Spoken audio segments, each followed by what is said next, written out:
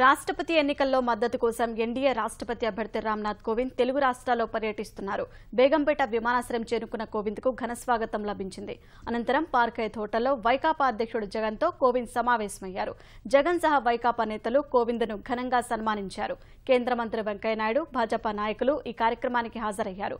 రాష్ట్రపతి ఎన్నికల్లో కోవింద్కు ఇప్పటికే వైకాపా మద్దతు పలకగా మర్యాదపూర్వకంగా ఆ పార్టీ నేతలతో రామ్నాథ్ సమావేశమయ్యారు. సాయంత్రం విజయవాడలో పర్యటించనున్న రామ్నాథ్ ముఖ్యమంత్రి చంద్రబాబుతో సమావేశం కానున్నారు.